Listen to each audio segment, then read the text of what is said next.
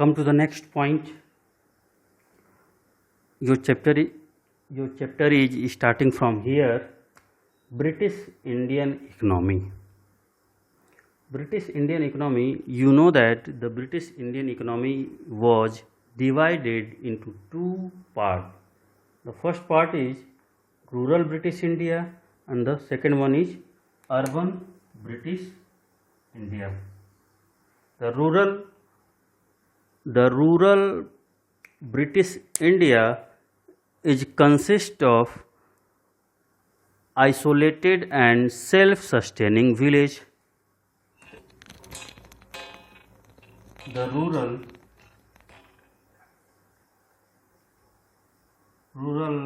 British India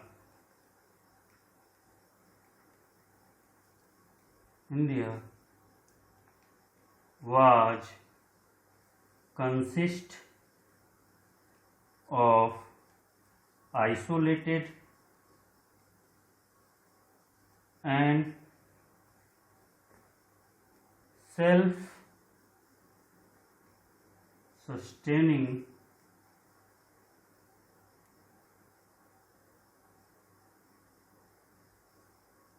village. What is the means of this rural British India was consist of isolated and self-sustaining village?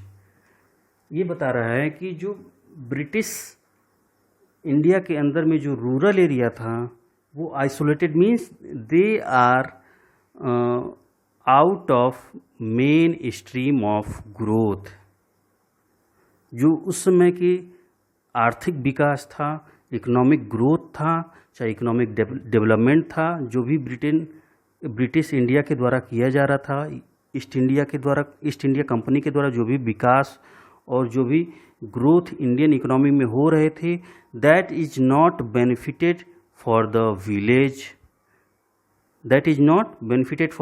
Village. Isolated का मतलब क्या हुआ कि मुख्य धारा से अलग हो जाना. Means what is the means of main stream? The main stream is that growth of Indian economy. So in the British period the India was growing, जो भी थोड़ी बहुत ग्रोथ होती थी इंडियन इकोनॉमी में, वो जो ग्रोथ थी वो विलेज में बिल्कुल नहीं होती थी. मीन्स गांव के लोग उस ग्रोथ से बिल्कुल नहीं प्रभावित होते थे. क्यों? क्योंकि ब्रिटिश इंडिया कोई ऐसा काम ही नहीं करती थी जिससे गाँवों को लोगों को फ़ायदा हो, इसलिए आइसोलेटेड बोला गया है. एकदम अलग थलग. मीन्स गांव के लोग जो है बिल्कुल आइसोलेटेड थे. Isolated means they are out of main stream of Indian growth and development under the British rule. Okay. And self sustaining village means कि जितना वो अनाज पैदा करते थे, और सपोज कोई विलेज है, जितना विलेज में अनाज पैदा होता था उतना ही अनाज वो खर्च होके रह जाता था. मीन्स वो ज़्यादा एक्सपोर्ट नहीं हो पाता था और वो सिर्फ अपने आप को ही क्या करते थे, अपने आप के लिए यूज के लिए ही उसको यूज रख पाते थे. क्यों?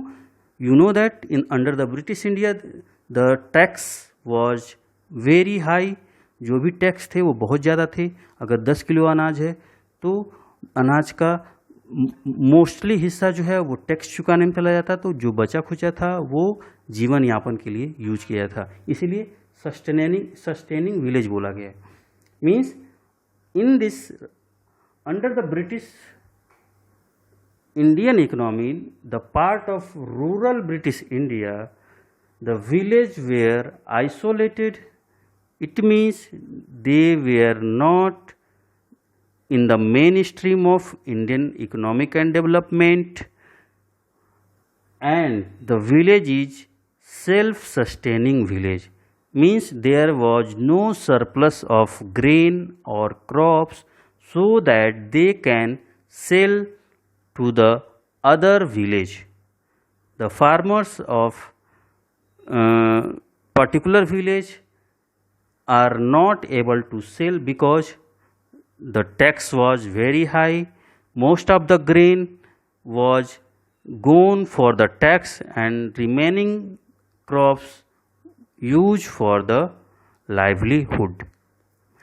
जो भी ब्रिटिश इंडिया के दौरान जो है पैदावार किसान करते थे, उसमें से ज़्यादा अनाज जो है टैक्स चुकाने में चला जाता था और बचा हुआ अनाज जो है उसको किसान अपने यूज़ के लिए रखते थे।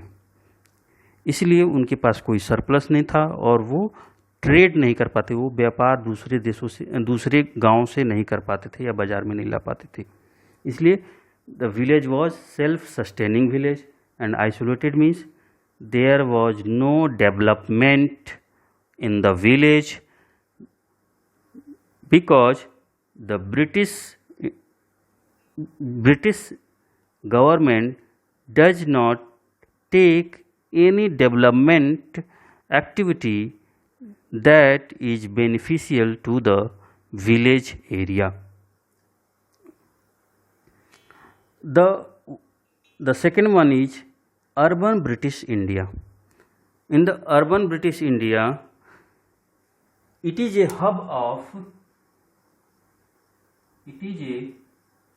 center of administration,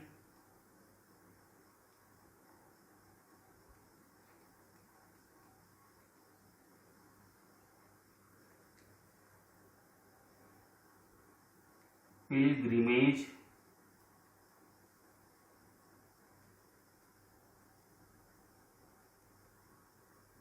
commerce,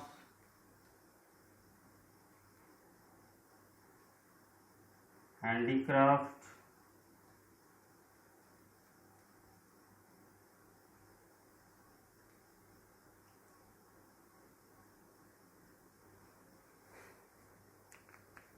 the second part of British Indian economy is urban British India.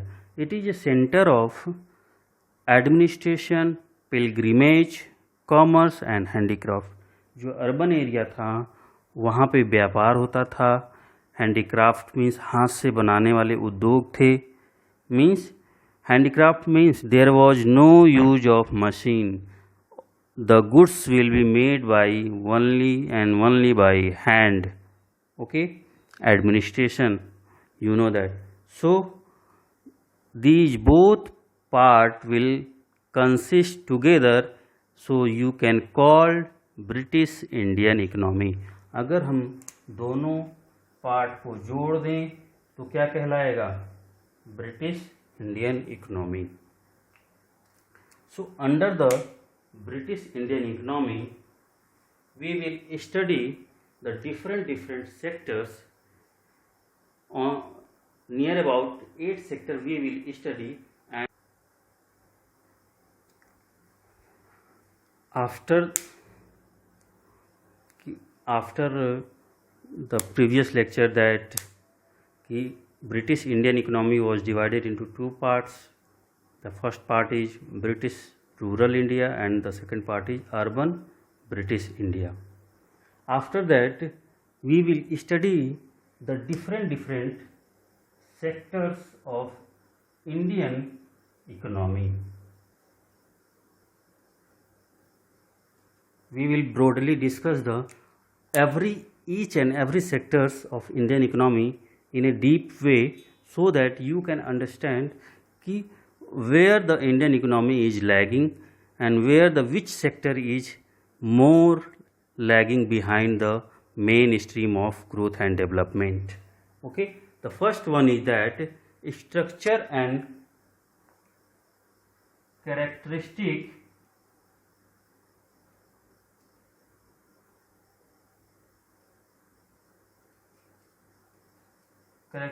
character of village and town.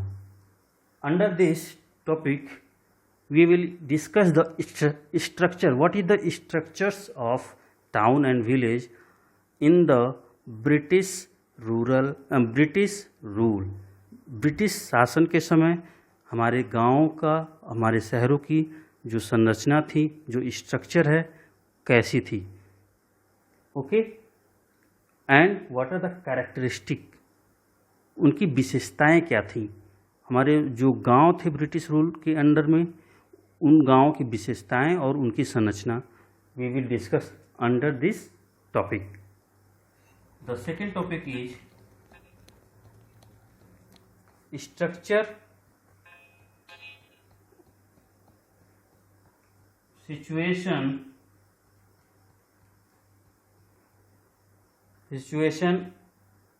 of industry and handicraft and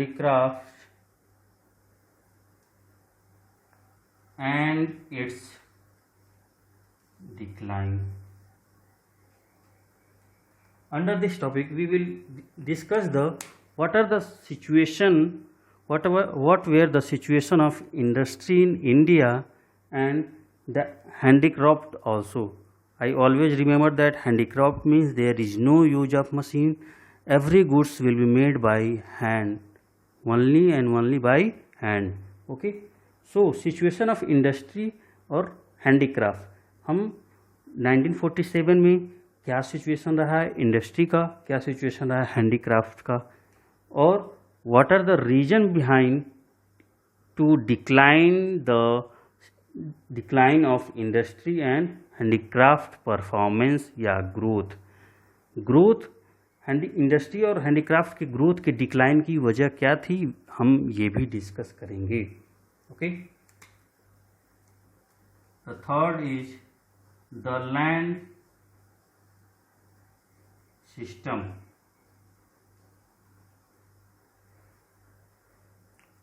Under this topic हम लोग लैंड सिस्टम मीन्स भू सुधार को पढ़ेंगे. As you know that in the British rule there was 3 land system. The first one is zamindari provision, the second one is rayatwadi, and the third one is mahalwari. Okay, so there was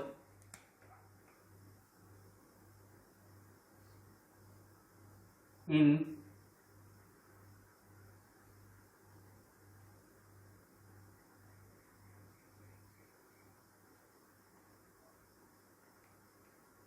ryotwari, Mahalwari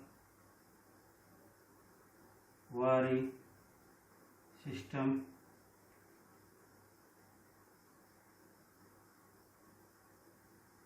and zamindari.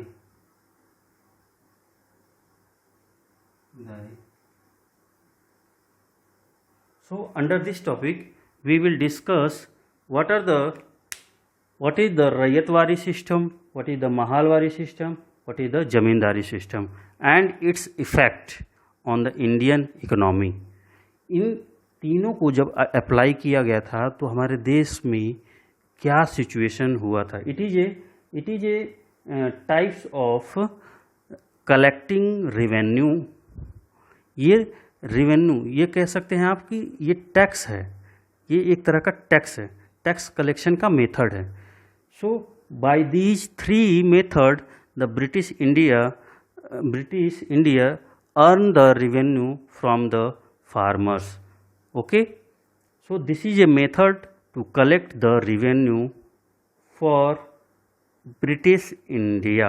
Okay, so बहुत ही ज़्यादा क्रूर था और इसके बहुत ही बुरे परिणाम आए थे, जिससे कई लोगों को आत्महत्याएं भी करनी पड़ी और लोगों को मजबूर भी होना पड़ा, लोगों से कर्जा लेना पड़ा और उनको खुद खाने को नहीं हो पाता था. क्यों? क्योंकि ड्यू टू हाई टैक्स, इतना ज़्यादा टैक्स था कि सारा का सारा अनाज जितना पैदा होता था, most of the grain has been gone for the tax, payment of tax, and remaining there are little bit are remaining for the eating. Okay, the fourth one is commercialization of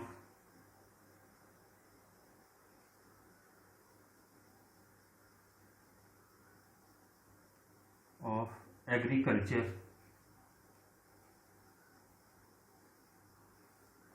Under this topic, we will discuss why the British government has promoted the commercialization of agriculture.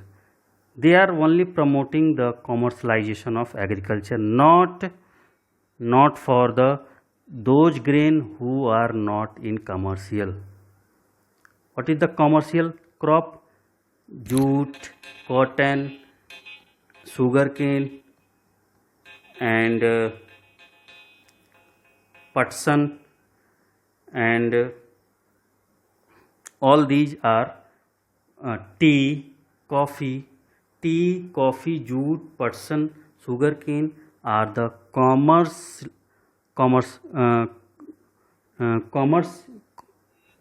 crop, commercial crop. Sorry, jute, putson, sugarcane, tea, coffee, rubber are the commercial crop.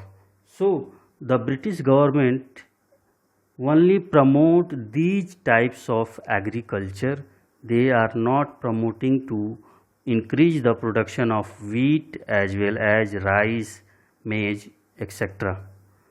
Only they are promoting the commercialization crop. They are not promoting the non-commercialization crop like rice, wheat, jute, maize, pulses, etc. Okay, so we will focus that what was the effect of these commercialization agriculture on the Indian economy. कृषि का वाणिज्यीकरण होना कैसे Indian economy पे negative impact डालता है. The fifth is famine and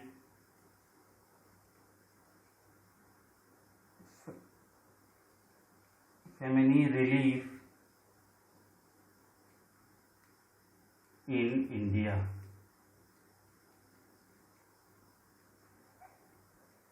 These are the consequences of these systems. जो ryotwari, Mahalwari and ज़मींदारी system है, इसी के कारण भारत में ये सिचुएशन आई. अब ये सिचुएशन आई तो इसके क्या परिणाम हुए on the Indian economy, we will discuss under this topic. Foreign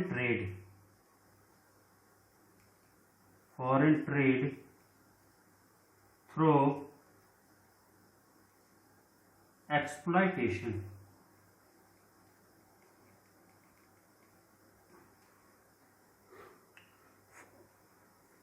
foreign trade भी होता था तो उसमें एक्सप्लॉयटेशन होता था. ब्रिटिश के लोग जो इतने चालाक थे, ईस्ट इंडिया कंपनी हो चाहे वो ब्रिटिश गवर्नमेंट हो, इतनी चालाक थे कि जो कोई भी जो कॉमर्शियल क्रॉप था उसको भारत में उगाया जाता था और भारत से कम दामों में खरीदा जाता था और ब्रिटेन में जाके ऊंचे दामों में बेचा जाता था. So here is the exploitation of Indian people who work as a worker, who work as a cultivator.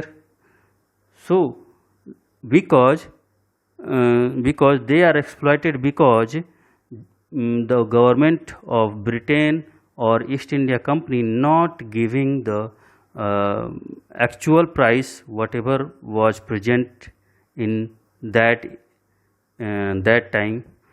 So all the British government always pay the less price that is far below, much below than the market price. Government of Britain जो थी और चाहे east India company जो थी, ये दोनों भारत के लोगों से ही कॉफ़ी खरीदते थे, भारत के लोगों से शुगर केन खरीदते थे, कॉटन खरीदते थे, जूट खरीदते थे, सिल्क खरीदते थे, रबड़ खरीदते थे, कॉफ़ी खरीदते थे. कम दामों में खरीद कर अपने देश में ले जाकर उच्च दामों में बेचते थे और अपना मुनाफा कमाते थे. बट उनको जिनसे वो खरीदते थे उनसे बहुत ही कम दामों में खरीदते थे, जिससे उनका शोषण होता था. इसलिए बोलते हैं फॉरेन ट्रेड थ्रू एक्सप्लॉयटेशन। और यही सिल्क और यही शुगर केन, यही कॉटन जब वहाँ की इंडस्ट्री में बनकर एक फाइनल गुड बन जाता था, तो India were work as a market for the Britain industry. What is the means? The India was become a market for the Britain industrial goods। Bharat जो है ब्रिटेन में बने हुए गुड्स एंड सर्विसेज के जो गुड्स एंड सर्विसेज बने हैं Britain में, उसके लिए भारत बेचने का एक मार्केट भी बन गया। इसलिए इसको बोलते हैं foreign trade through exploitation.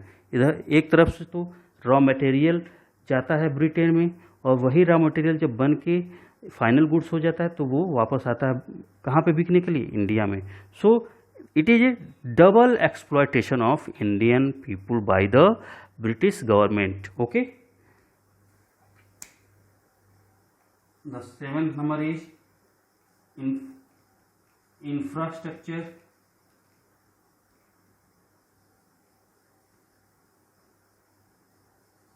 and 8th number is occupational।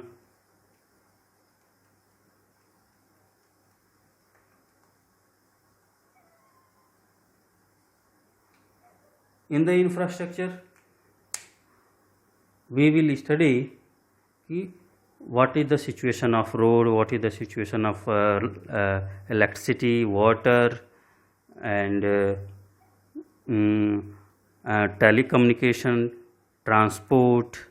These are comes under the infrastructure. So under this topic we will study the situation of infrastructure in India on the 1947। 1947 के समय India में कितनी सड़कें, कितनी बिजली, कितने पानी की पानी के वाले हैंडपम्प हैं, चाहे कितनी बिजली की सुविधाएं हैं, कितनी सड़क, कितनी लंबी सड़क है, कितनी कौन सा मीन्स ऑफ ट्रांसपोर्ट है, कितना रेलवे का ट्रैक है, कितनी बसेस के रोडेज हैं, ये सब चीज़ें इंफ्रास्ट्रक्चर में आएंगी। हम लोग स्टडी करेंगे कि what is the actual situation of infrastructure in British India on the 1947। Okay, occupational structure, लोगों का व्यवसाय क्या था, how much percentage of the people of India is doing which work, means कि कितने लोग कौन सा व्यवसाय कर रहे हैं और कितने लोग कौन सा व्यवसाय कर रहे हैं। As you know that there are the three sector in the Indian economy. What? The first one is primary, then secondary, then tertiary, means service. So how much division of people between three structure? तो situation हम वहाँ पे पढ़ेंगे कि British India के समय, British rule के समय कितनी जनसंख्या किस पे निर्भर थी और कितनी जनसंख्या किस पे निर्भर थी। ओके, सो आज के लिए इतना ही। Please likes and comments as well as share and subscribe my channel MRS Gorakhpur Study Points and give also feedback. Okay, thank you so much.